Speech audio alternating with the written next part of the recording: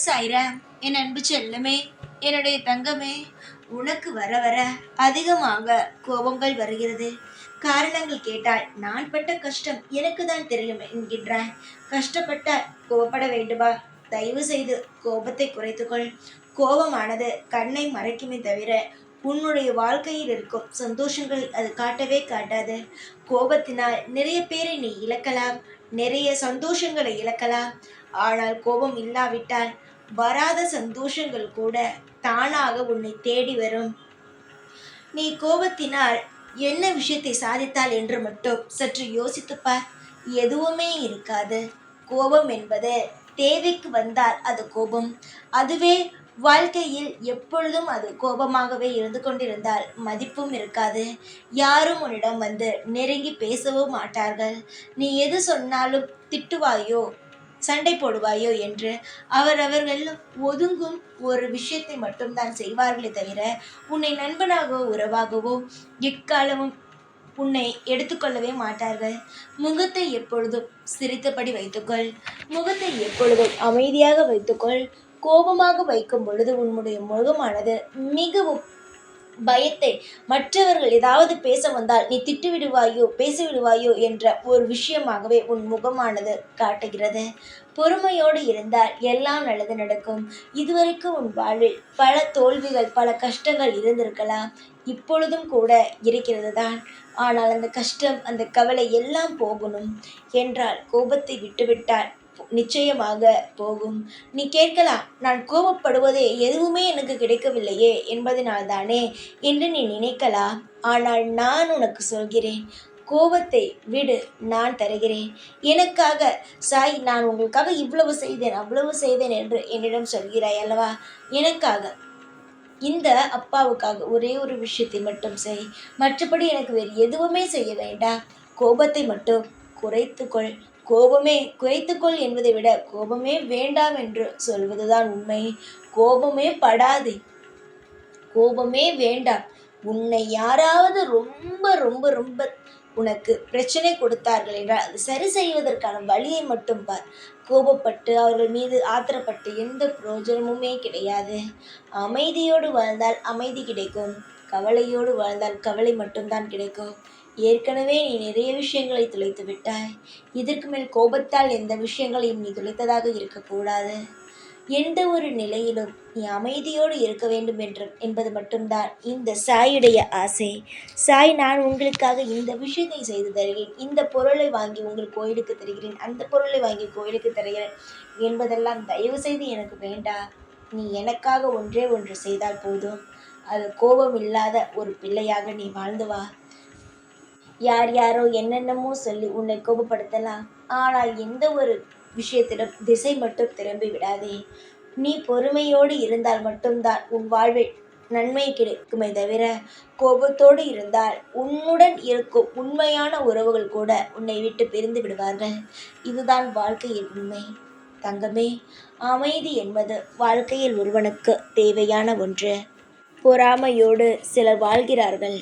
அவர்கள் எல்லாம் உன்னை எப்படியாவது கோபப்படுத்தி பார்த்து அதன் மூலமாக நீ ஏதாவது விஷயத்தை இழப்பாய், அதை அவர்கள் பெற்றுக்கொள்ளலாம் என்றெல்லாம் நினைப்பார்கள். அதற்கெல்லாம் நீ ஒரு பொழுது கூட வாய்ப்புகளை கொடுக்கக்கூடாது. நீ எந்த அளவு மனதில் அமைதியோடு இருக்கிறாயோ உன் வாழ்வில் நிச்சயமாக நல்லதே நடக்கும். காலம் முழுவதும் என்னுடைய ஆசிர்வாதம் இருப்பதினால் எல்லாமே நீ சரியாகத்தான் செய்வாய். யாருடைய வாழ்க்கையிலும் நீ போய் ஒரு நாளும் தொந்தரவு கொடுக்க மாட்டாய். அதுபோல மற்றவர்களும் உன்னுடைய வாழ்க்கையில் வந்து தொந்தரவு கொடுக்கவே மாட்டார்கள். வாழ்க்கையில் எந்த நிலை வந்தாலும் தயவு செய்து அந்த நிலையை சமாளித்து வாழும் தைரியத்திற்கு வா. எல்லா நிலையிலும் பயந்து கொண்டே இருக்காதே. நீ பயப்பட்டால் உன் குடும்பத்தில் இருக்கும் ஒவ்வொரு நபரையும் யார் காப்பாற்றுவது சொல் பார்க்கலாம்? நீதானே தங்கமே. உன்னுடைய குடும்பத்தில் எல்லா விஷயத்தையும் எடுத்து நிறுத்தி எல்லா விஷயத்தையும் செய்வாய். நீயே இவ்வளவு பயந்தால் அடுத்தடுத்த விஷயத்தை யார் செய்ய முடியும் சொல்? பொறுமையோடு எல்லா விஷயத்தையும் பழகு. எல்லாமே நல்லதாக நடக்கும். கோபத்தை விடு. நீ எல்லா விஷயத்தையும் சரியாக செய்தால்தான் உன் குடும்பத்தில் இருப்பவர்கள் எல்லோரும் நிம்மதியாக இருப்பார்கள். உன்னுடைய குடும்பத்திற்காகவாவது உன் கோபத்தை விடு. அவசரப்பட்டு எந்த காரியத்தையும் செய்து அதன் மூலமாக கஷ்டத்தை அனுபவிப்பதை விட பொறுமையாக செய்து ஒரு காலகட்டம் அது கொஞ்ச நாள் கழித்தாலும் அதை இன்பமாக நீ அனுபவித்துக்கொள். சீக்கிரம் சீக்கிரம் என்று செய்து எந்த ஒரு நிலையிலும் உன்னுடைய வாழ்க்கையை நீ குறைவாக எடை போட்டு கொள்ளாதே. எல்லாமே உனக்கு வரும், எல்லாமே நீ செய்வாய், எல்லா சந்தோஷங்களையும் நீ அனுபவிப்பாய், எல்லா ஏற்றங்களும் உன் வாழ்வில் வரும். ஒரு நிலைமை கூட உனக்கு இது கஷ்டம் அது கஷ்டம் என்று நான் தரவே மாட்டேன். அதுபோல நீயும் ஒன்று தெரிந்து கொள். எவ்வளவுதான் பிரச்சனை வந்தாலும் அதை சமாளித்து விடலாம் என்று நம்பும். எல்லாமே பிரச்சனையாக வருகிறதே என்ற கவலையை படாமல் இதுவும் மாறும், இதுவும் கடந்து போகும் என்ற நம்பிக்கையோடு இரு. நிச்சயமாக உன் வாழ்வில் எல்லாமே நல்லதாக நடக்கும். நான் உனக்கு பொறுமையாகத்தான் எல்லா விஷயத்தையுமே செய்ய போகிறேன். ஏனென்றால் அவசரப்பட்டு நிறைய விஷயங்களை நீ இழந்தாய். இதற்கு மேல் அவசரப்பட வேண்டும் என்பது கிடையாது. பொறுமை என்றால் என்ன?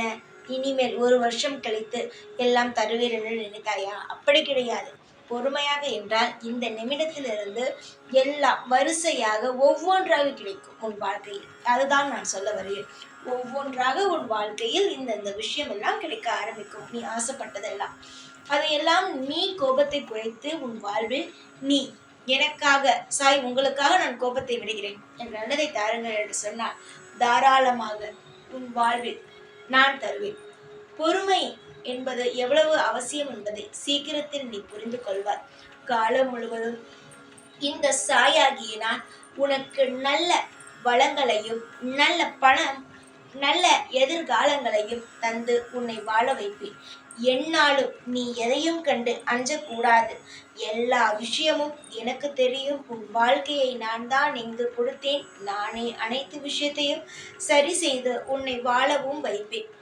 நான் உன்னுடைய எதிர்காலத்தை உருவாக்குபவன்.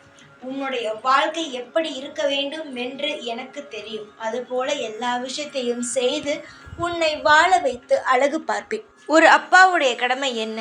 தன்னுடைய பிள்ளைகள் நன்றாக இருக்க வேண்டும், அவர்கள் குடும்பத்தோடு நிம்மதியாக இருக்க வேண்டும் என்பதுதானே. அதேதான், நான் உன்னுடைய அப்பா தானே. எனக்கும் அனைத்து ஆசைகளும் இருக்கிறது. உன்னுடைய வாழ்க்கையில் இருக்கும் அனைத்து கர்மாக்களையும் நானே முறியடித்து உன் வாழ்க்கையில் சந்தோஷத்தை தருகிறேன். சீக்கிரத்தில் உன் வாழ்வில் பல மாற்றங்களும் எதிர்பார்த்த நல்ல நல்ல விஷயங்களும் உன் வாழ்வில் நடக்கும். சந்தோஷமாக தைரியத்தோடு என்னாலும் என்னை வணங்குகிறாய், சாயப்பா நம்மிடம் இருக்கிறார் என்ற தைரியத்தோடு இரு. பல்லாண்டு காலம் நீயும் உன்னுடைய குடும்பமும் நிம்மதியாக சந்தோஷமாக என்றென்றும் வாழ்வீர்கள். இது நான் உனக்கு இந்த நேரத்தில் கொடுக்கும் சத்தியம்.